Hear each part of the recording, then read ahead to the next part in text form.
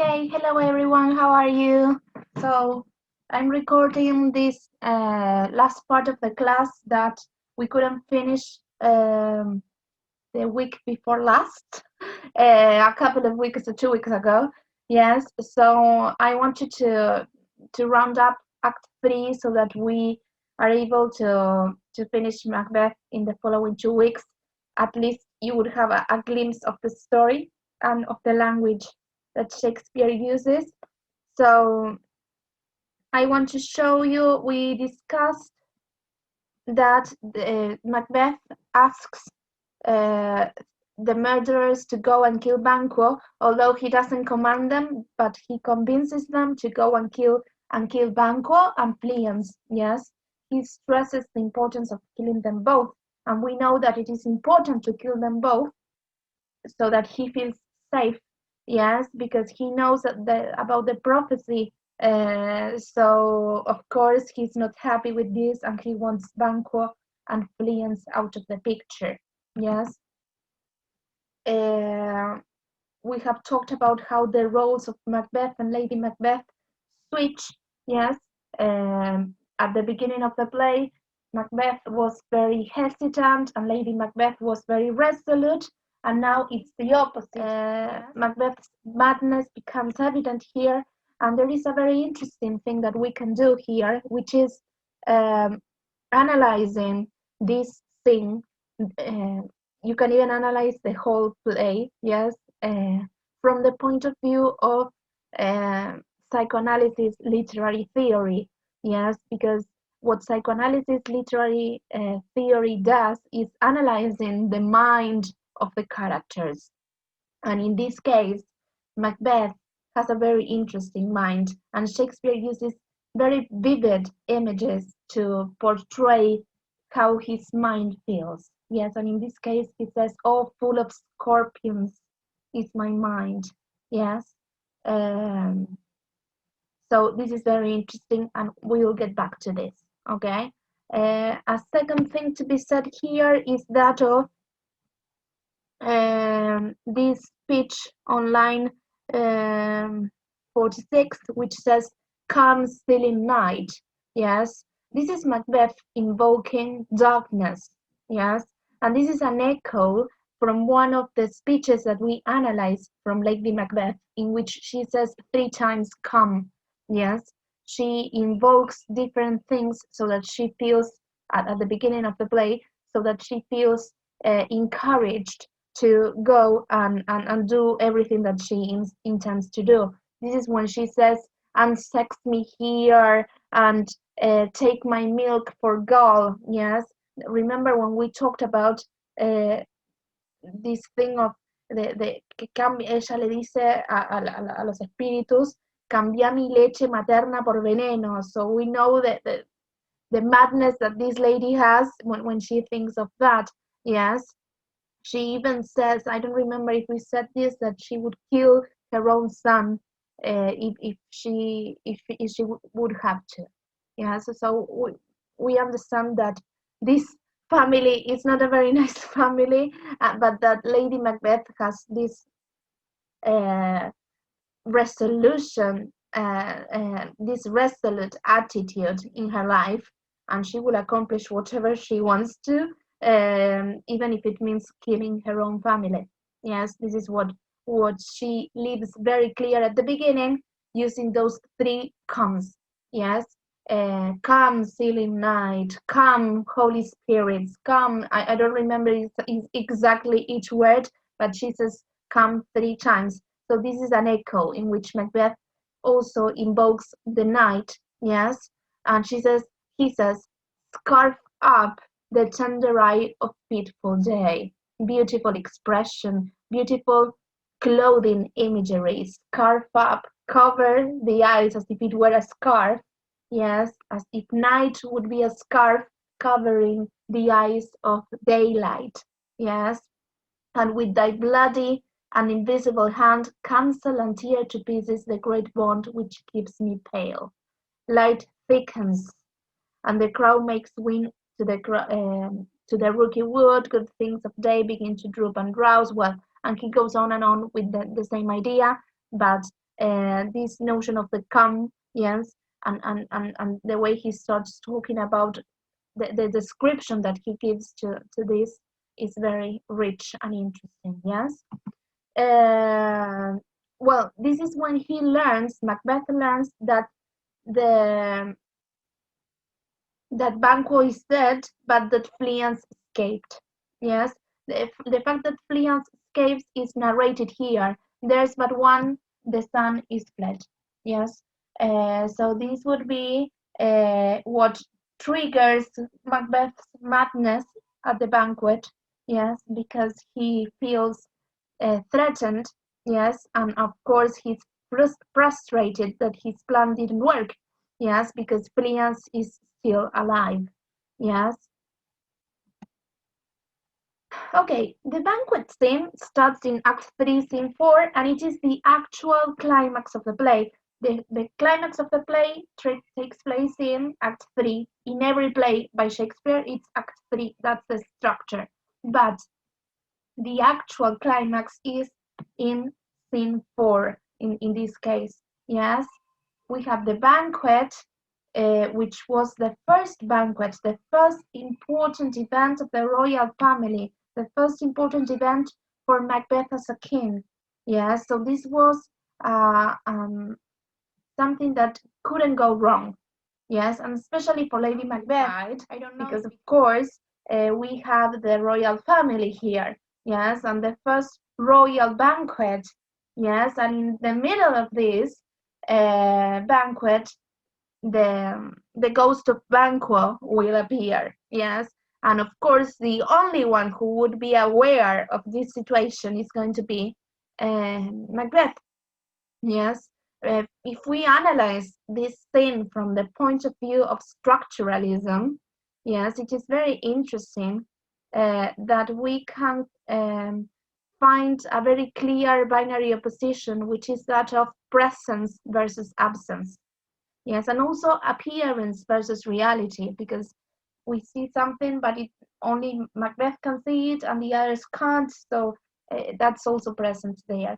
But it is interesting because Macbeth wants Banquo to be absent from his life, yes, but he will become present at the banquet, but at the same time he's dead, and death is the most permanent kind of absence that humans know of. So in a way, there is a kind of a hybrid way of looking at this binary, because we are not certain. Yes, and this is what Derrida criticized about binary oppositions and structuralism. The fact that binary oppositions are not so clear cut, they are not so definite.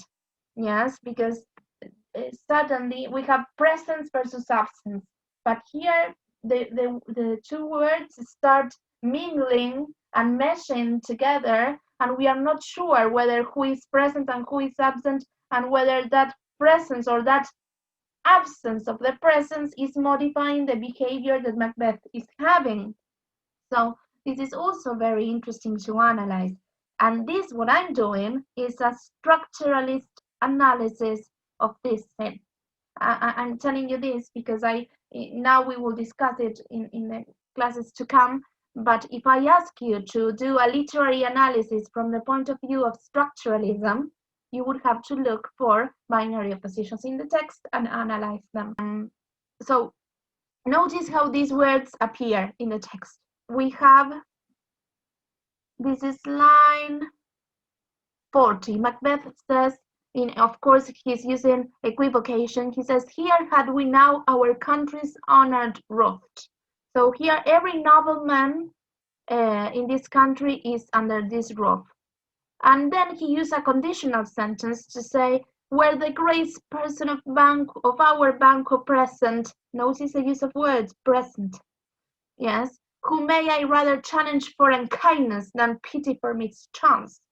So this is very interesting, yes, because he's trying to pull off as if he feels offended that Banquo didn't show up at the banquet, yes.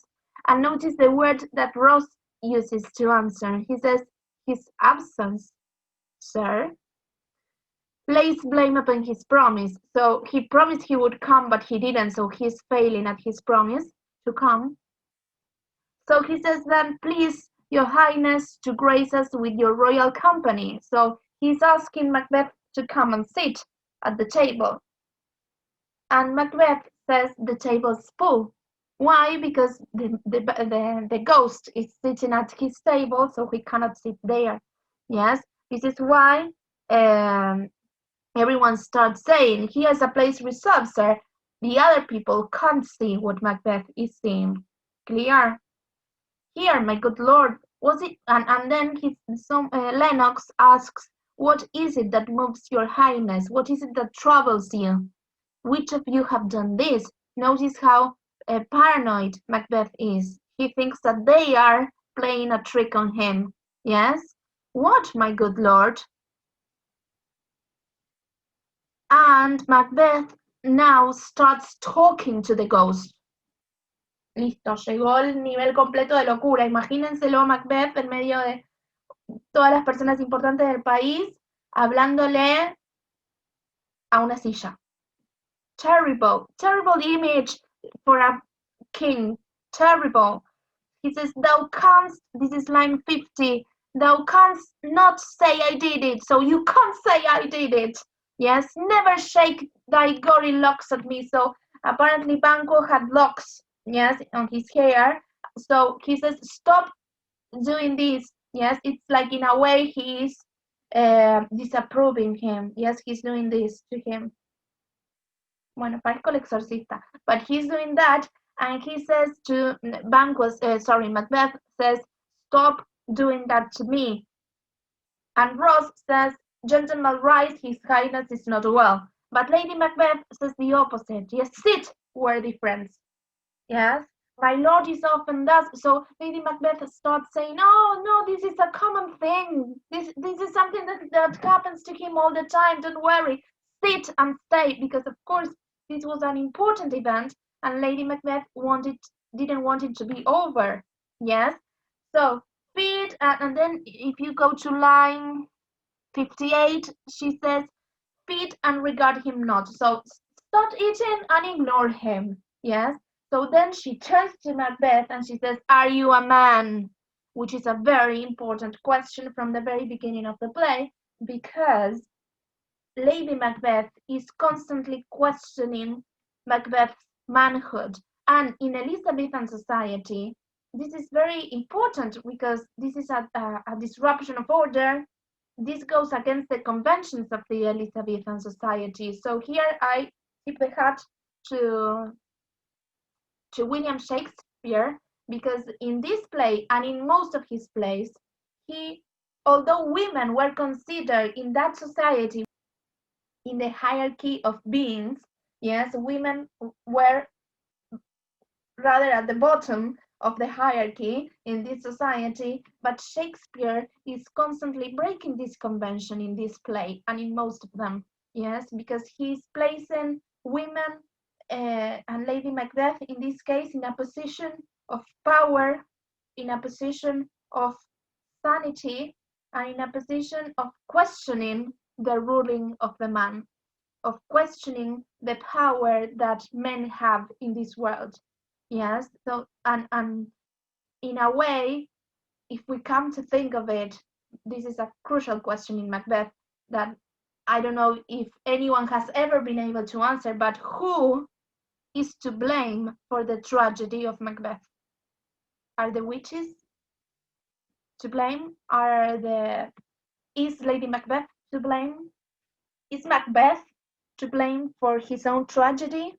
Who is guilty of this? Who caused this to happen? Was it destiny? Or is it that someone made a decision? Or is it a chain of actions? I think there are so many answers, so many right answers for that one question. Yes, but this is also very interesting. Well, the Banquet's ghost is constantly appearing and disappearing, and of course Macbeth ruins the banquet. Let's watch the scene let's make the connection between what we have read right now and let's watch this scene so that we round up the cycle and we understand what was happening at the climax of the play, of course. Yes?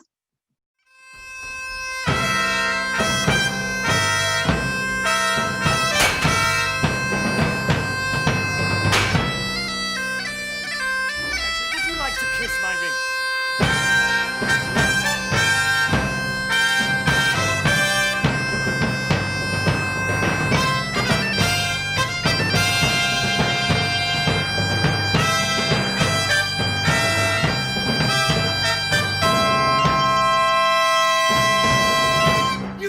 Your own degree, sit down. At first and last, the hearty welcome. Ourself will mingle with society and play the humble host. Our hostess keeps her state, but in best time we will require her welcome. Pronounce it for me, sir, to all our friends. For my heart speaks, they are welcome. See, they encounter thee with their heart's thanks. Be large in mirth, anon we'll drink a measure the table round. There's blood upon my face. 'Tis Banquo's then. 'Tis better thee without than he within. Is he dispatched? My lord, his throat is cut. That I did for him. Thou art the best of the cutthroats. Yet he's good that did the like for Fleance. If thou didst it, thou art the non-pareil. Most royal sir, Fleance is scaped. Then comes my fit again. I had else been perfect, whole as the marble, founded as the rock, as broad and general as the casing air, but now I am cabined, cribbed, confined, bound into saucy doubts and fears, but Banquo's safe. Aye, my good lord, safe in a ditch he bides, with 20 trenched gashes on his head. The least a death to nature. Oh, thanks for that. There the grown serpent lies, the worm that's fled, hath nature that in time will venom breed, no teeth for the present. Get thee gone. My royal lord, you do not give the cheer. Sweet remembrancer. Now, good digestion, weight on appetite, and health on both. Health! May it please your highness sit. You're here had we now. Our country's honour roofed were the graced person of our Banquo present, whom may I rather challenge for unkindness than pity for mischance. His absence, sir, lays blame upon his promise. Please it your highness to grace us with your royal company? The table's full. Here is a place reserved, sir. Where? Here, my good lord. What is that moves your highness? Which of you have done this? What, my good lord? Thou canst not say I did it. Never shake thy gory locks at me. Gentlemen, rise. His highness is not Sit, well. worthy friends. My lord is often thus, and hath been from his youth. Pray you keep seat. The fit is momentary. Upon a thought he will again be well. If much you note him, you shall offend him and extend his passion. Drink and regard him not. Are you a man? I, and a bold one that dare look on that which might appall the devil. Oh, proper stuff. This is the very painting of your fear. This is the air-drawn dagger that you said led you to Duncan. Shame itself. Why do you make such faces? When all's done, you look but on a stool. Prithee, see there! Behold! Look! Lo! How say you? Why, what care I? If thou canst nod, speak to. If charnel houses and our graves must send those that we bury back, our monuments shall be the moors of kites. What? Quite unmanned in folly? If I stand here, I saw him. Fight for shame! Blood hath been shed ere now in the olden times, ere human statute purged the gentle wheel. Aye, and since too, murders have been performed too terrible for the ear. The times have been that when the brains were out, the man would die and there an end, but now they rise again with 20 mortal murders on their crowns and push us from our stools. This is more strange than such a murder is. My worthy lord, your noble friends do lack you. I do forget. Do not muse at me, my most worthy friends. I have a strange infirmity, which is nothing to those that know me. Come, love and health to all. Health! Then I'll sit down. Give me some wine. Fill full. I drink to the general joy of the whole table, and to our dear friend Banquet, whom we miss. Would he were here?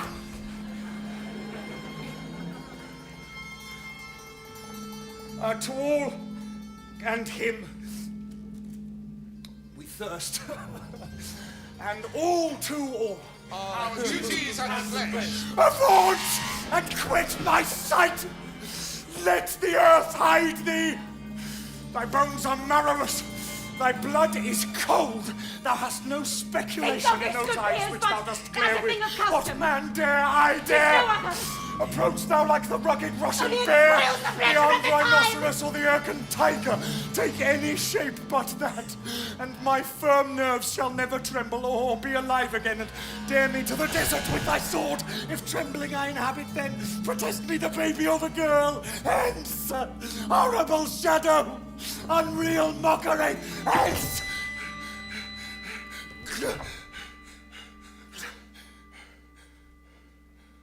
Why, so, being gone, I am a man again.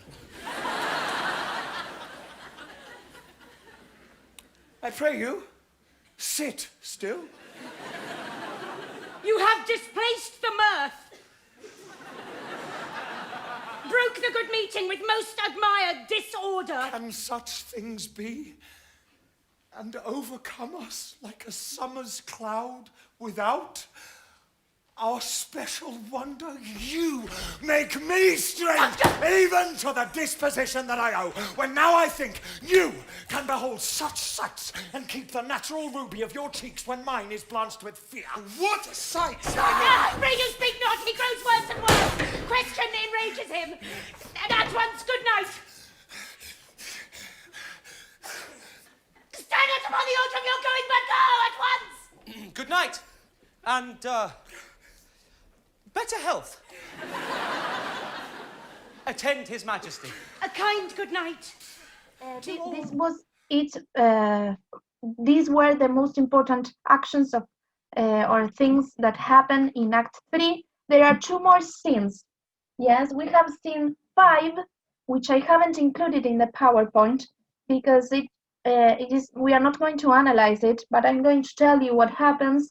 Yes, Hecate, the goddess of witchcraft, has a reunion, a meeting with the 3 witches. And she basically tells them off because of what they did. They said, who gave you the order of speaking to Macbeth? Look at the mess that you have created. This is what Hecate says, yes? And she commands them to fix things.